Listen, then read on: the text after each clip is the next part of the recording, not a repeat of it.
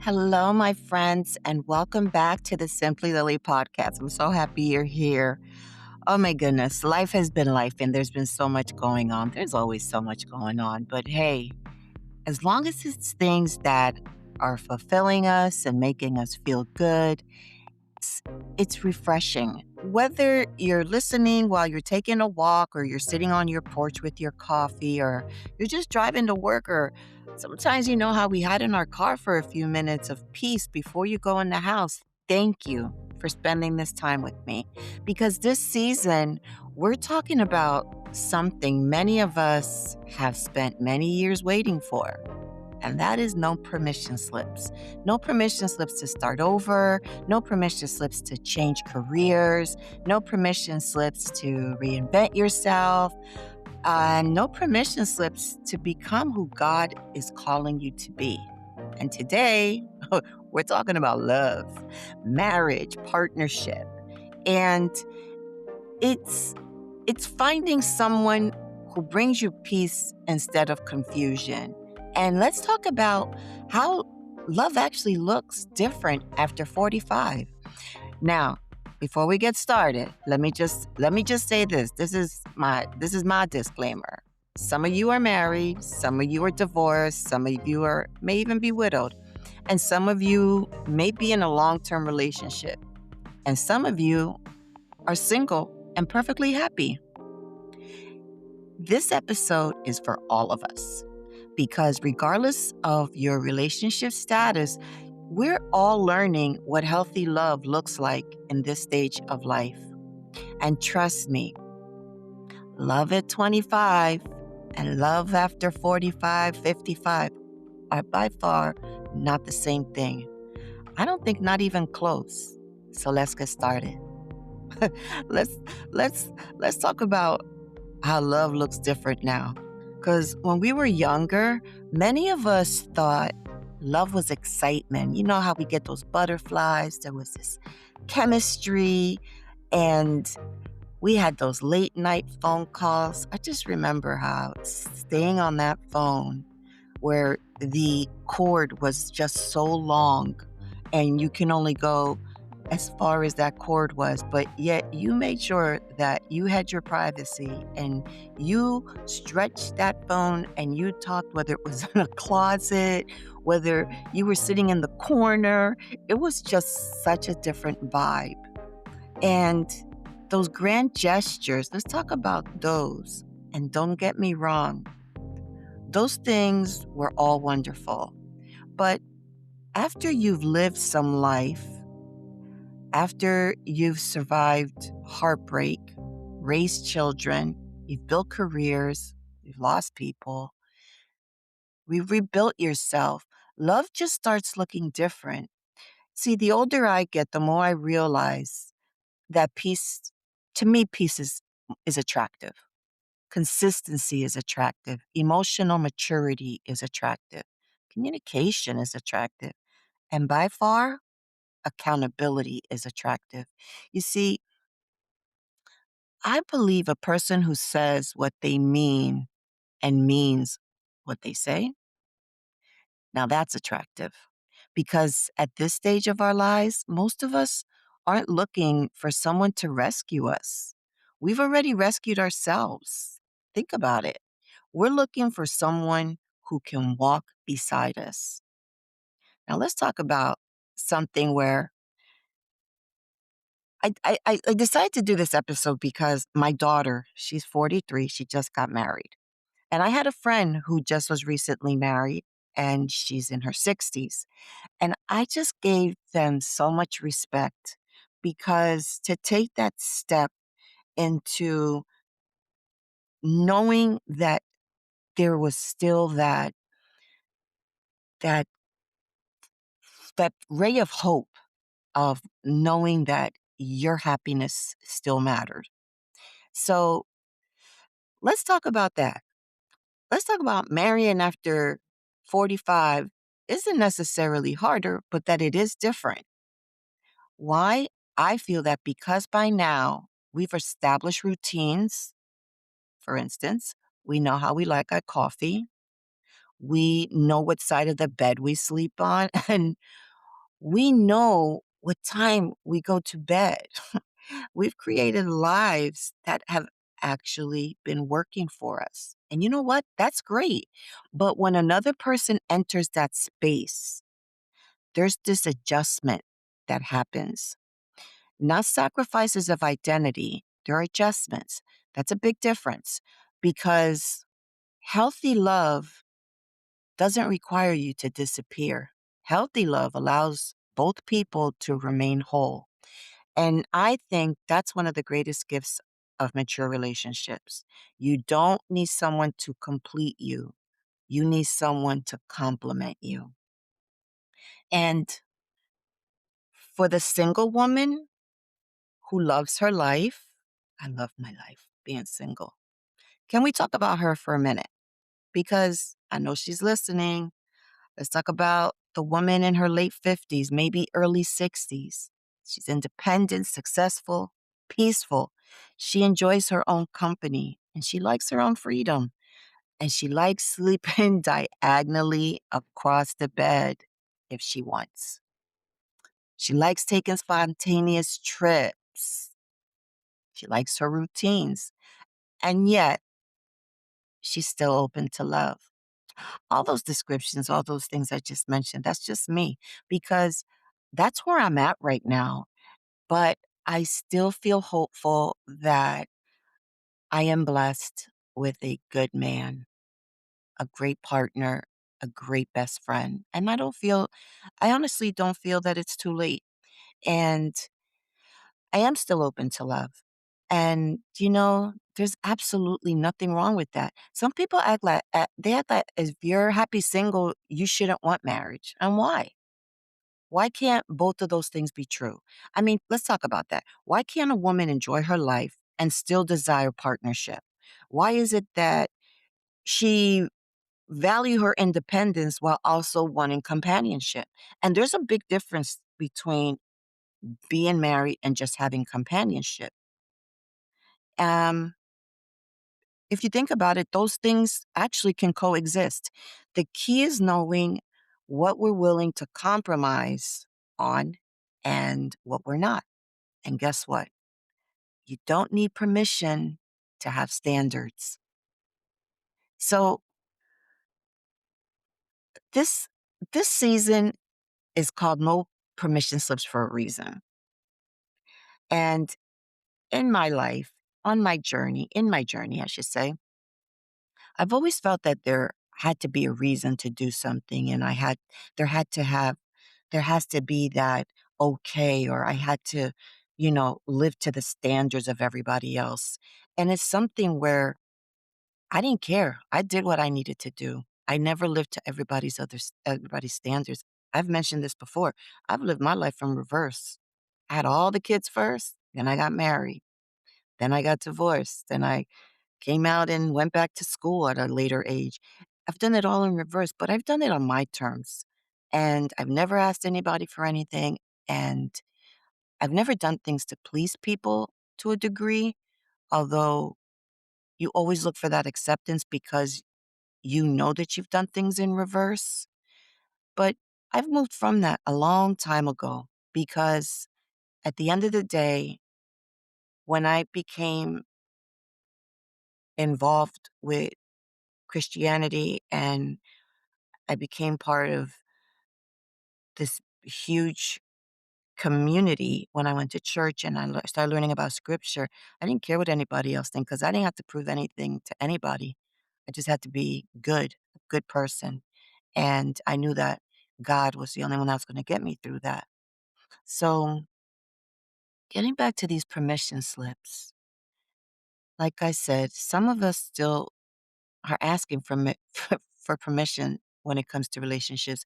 You know, looking for permission to leave unhealthy situations or permission to have standards, permission to want marriage, and permission to not want marriage, and permission to date again, even permission to stay single and permission to stay happy. I can go on and on. And I'm not trying to be negative at all. I'm just bringing things to the table that we just don't really think about at one point. But then we get to a certain part of our journey when we enter our new eras and we start to think, I don't know why I even waited to ask, like to wait to do this. And I don't know why I didn't do this then. We always thought we needed permission. So let me tell you something, my queens and my kings as well. You don't need permission. What you need is clarity because clarity changes everything. You see, when you're clear about who you are less likely to settle.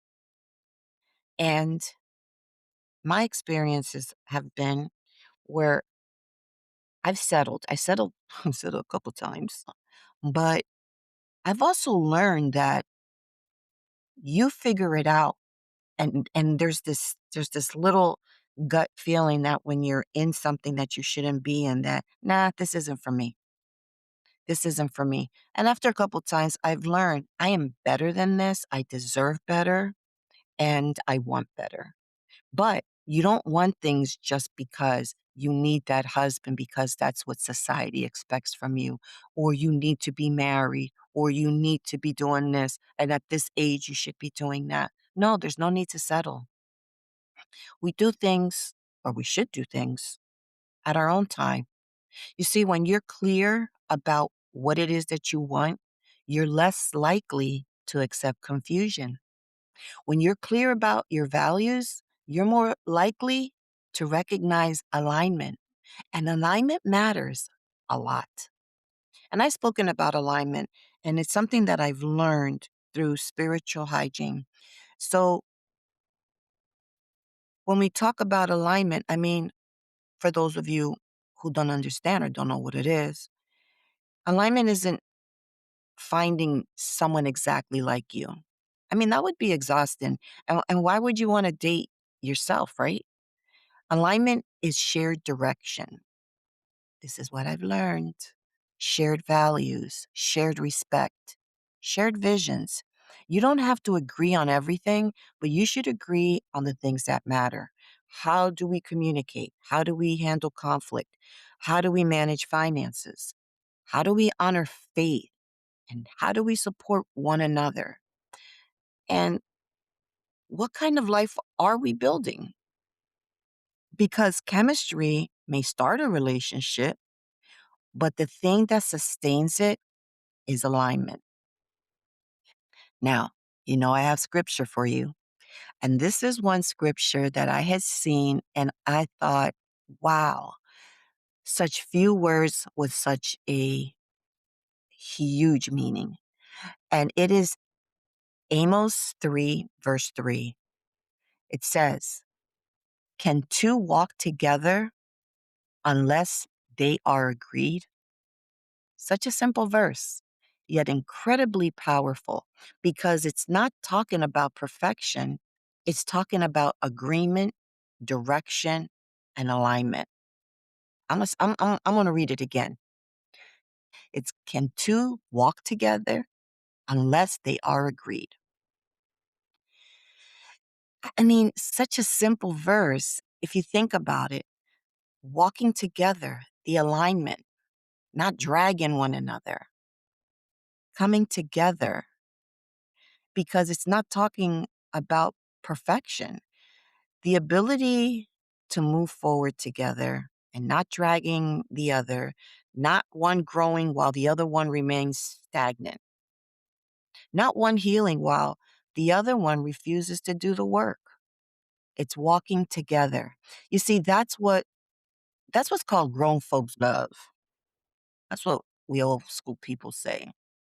And as I mentioned about spiritual hygiene, let's introduce something we talked about in my last episode. And I always talk about spiritual hygiene because I'm going to tell you something. Spiritual hygiene is such a powerful thing. It's a powerful tool. And you know how we brush our teeth every day, we take showers, we wash our clothes. Well, our spiritual lives require maintenance as well. And our relationships do also. Because unresolved bitterness shows up, unhealed wounds show up, past trauma shows up, fear shows up. See what else? Trust issues show up. And if we're not careful, we'll ask a new relationship to pay for what an old relationship did. And you know what? That's not fair to anyone. You see, spiritual hygiene, it basically means checking ourselves regularly, praying, reflecting, healing, growing, and taking responsibility for our own emotional wellness. Because healthy people build healthier relationships. Lesson learned. And it's where we don't realize those things because we're just moving so fast. But if we take if we just take that time once a week for that reflection or daily during our prayer, it's something where it begins to grow on us and we will start seeing a difference. So, like I had mentioned when I first started, my daughter recently was married. And by the way, it was beautiful. It was beautiful. It was just what she wanted. It's just what she envisioned. And I couldn't even speak because as I seen her, do her nuptials and everything, I just couldn't believe it was happening. It's been a journey for her. It's been a journey for them, I should say. And they had their differences, but they've been together for 22 years. And after a while, it's like, well, why should we get married? We've been together for 22 years. But I get it. I get it because it's not so much about being my man anymore, Mom. This is what she said. It's about him being my husband. And they looked at it as in a more biblical way. And what I learned from my child and her husband is that it took 22 years because they were in the wrong circles.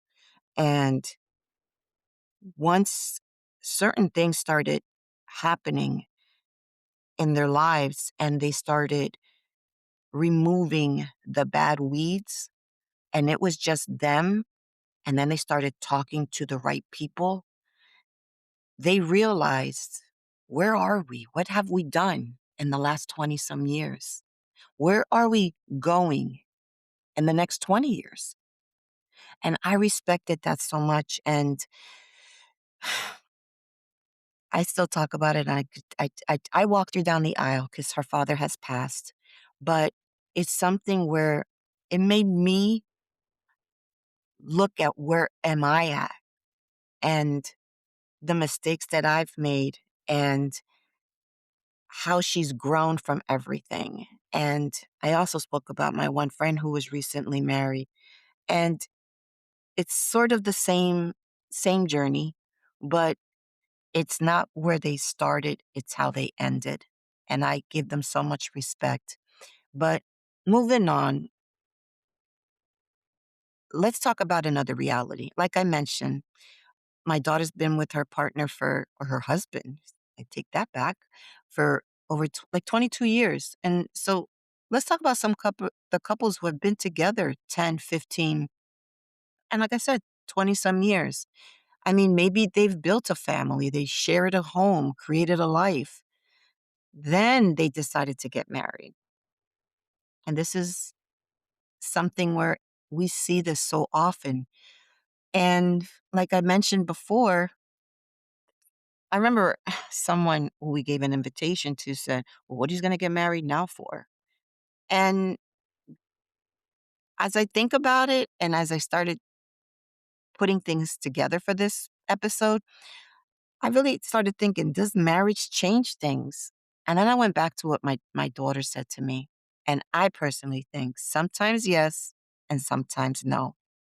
You see, I think the relationship itself may not drastically change overnight, but the commitment often feels different. The intentionality feels different. The public declaration feels different. Like she said, Mom, he's no longer Lexi or Royal's dad. He's not my man. He's my husband. There's a different respect behind that. And the spiritual significance is also something that may feel different. And that's okay. Marriage I don't think marriage is a magic wand, and it doesn't automatically fix problems. It doesn't suddenly create intimacy, and by sure, it doesn't manufacture communication. Those things should already exist. Marriage simply becomes another layer of commitment. And I want to take that as a leeway about talking about grown up intimacy. I mean, let's have some real talk because we're adults. I mean, I think that intimacy after 40, 45 ish deserves a conversation. Nobody prepared us for the realities of perimenopause, menopause, hormonal shifts, our body changes, our energy changes, confidence changes. And yet, many people, we still want a connection. We want affection. We want romance, partnership, physical intimacy. The truth is, at least this is what I believe, intimacy becomes less about performance and more about connection. It's less about impressing, more about understanding, less about perfection, more about presence. Communication becomes everything because our needs change, our bodies change. And the biggest thing that changes is life. And healthy couples learn to adapt together. There's something beautiful about a love that says, I see the changes and I'm choosing you anyways. That's powerful. But then again, let's talk about empty nests and reinvention. I think many of us enter relationships during reinvention. The kids are grown, the house is quieter, careers are changing, retirement conversations begin, and our dreams that were postponed, they start to resurface again. You see, we become different versions of ourselves. And that can be scary, but it can also be exciting because healthy love creates room for growth. The right partner doesn't fear your evolution. Are y'all listening? They support it, they celebrate it, they encourage it. If your growth threatens someone, that's information. Pay attention because at this time in our lives and all the experience we have to pay attention. But can I tell you something? I want to talk about peace and how peace is actually the new butterflies. Trust me, I'm getting somewhere with this. I used to think like butterflies were the goal. You know, you feel those butterflies and you know, yes, this is it. Now, I believe that peace is the goal. See, the older I get, the more I appreciate calm, predictability, consistency, safety, not boredom, peace. Because, see, there's a difference. Because chaos is not chemistry, drama by far is not passion, and confusion is not romance. And let's not forget, anxiety is not love. Sometimes we've been conditioned to believe that these emotional roller coasters that we go through equal deep connection. And there's a name for that. When you think that, oh, we've been together for so many years and we've been through so much and these emotional roller coasters, like where that's my man and he gets me and I get him. No, that becomes codependency after a while. But peace is a gift. And if someone consistently disrupts your peace, that deserves attention. So this is the question. Because I've been deep today. I've been reflecting on just where I'm at because I get closer and closer to this new milestone. And I know God has a plan. And I know that I'm just standing still and just waiting. But then I think, what is it that we expect from love now after 40, after 50, even after 60? What is it that we want? And I think many of us want something simple. This is what I came up with. I think we want honesty. We want respect, laughter, partnership, emotional safety, spiritual alignment. We want friendship. Someone who can sit with us in silence without making it awkward. You see, we also want someone who can celebrate our wins, hold our hand through losses, someone who encourages our dreams, and still give us room to be ourselves. That's what I call grown folks love. You see, you don't have to shrink to be loved. Let me say something to the woman who's listening and listening with deep thought and relatable to what I'm saying today. You see, you don't have to become smaller to be loved. You don't have to hide your success. You don't have to lower your standards. And you don't have to apologize for your healing. You don't have to abandon your independence. The right relationship won't require you to become less. It will create space for you to actually become more. And that is the difference between attachment and alignment. As I close today's conversation, I want you to remember something. Whether you're married, dating, again, widowed, divorced, and like I said, happily single, your value is not determined by your relationship status. I'm going to say it again. Your value is not determined by your relationship status because you're already whole. A partner should add to your life, not define it. And if love finds you in this season, wonderful. If you're still waiting, wonderful. If you're rebuilding, wonderful. If you're rediscovering yourself, wonderful. Because this season is not about permission. It's about clarity. It's about alignment. It's about peace. It's about knowing who you are and refusing to settle for anything that takes you away from that. Remember, no permission slips are required. I want to thank you for spending this time with me today. It was a little deep today, but I felt that it was very meaningful. And I always feel that experience and stories, for some reason, can always resonate with someone. And if this episode encouraged you in any kind of way, please subscribe, follow, share it with a friend. And you know what? Leave a review. I always read the reviews. And I wanted to tell you that I'm still in the process of getting the Simply Lily on store put together. We're almost there, where you're going to find a growing collection of inspirational bookmarks, devotionals, apparel, mugs, and encouragement pieces created to remind you that every season of life deserves to be lived with faith, purpose, and with confidence.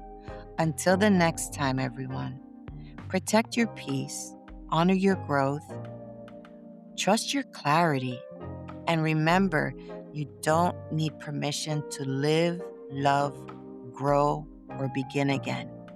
Remember, this is your era. We're cheering on for each other. See you next week, friends.